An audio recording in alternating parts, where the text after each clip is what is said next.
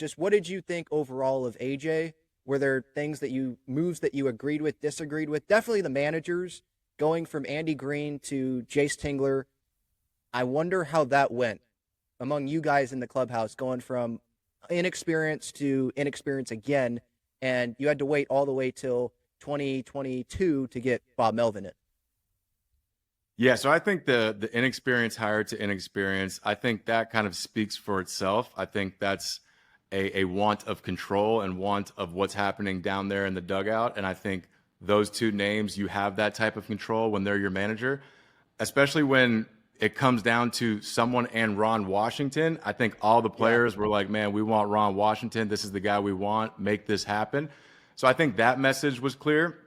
What I will say now about the front office now, I think they are very good at identifying young talent. They go out there.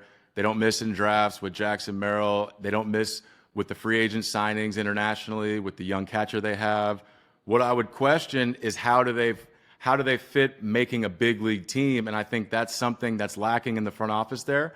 I think they make big, sexy moves. I think when you go and offer, and first of all, let me explain to you this. A lot of GMs don't have the benefit of having an absolute savage of an owner like Peter Seiler, may he rest in peace. Because Peter Seiler says, hey, this is your team. This is an open checkbook.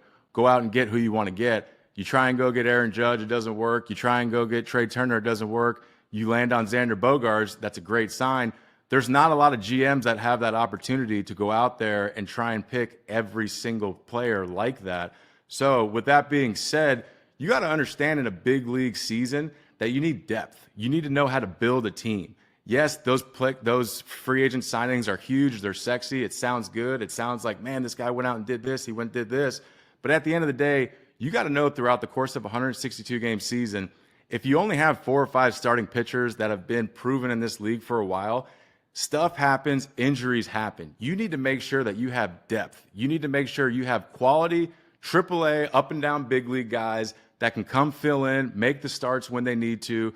Because to me, when the injuries happen, there's a big gap. There's a big drop in production. You go from superstar status to maybe a guy in AA that's not ready to go right now, and it's not fair to that player because he's getting put in a situation that he might not be ready for.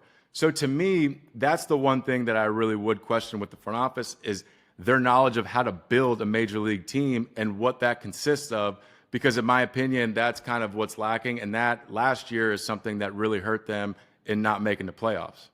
Is AJ, in your experience, has he been someone that has gotten your input or Manny's input, the vet's input on what would a certain move do to the clubhouse? What would a managerial hiring do to a clubhouse? Because I haven't been in there, but it seems like that would be an important thing.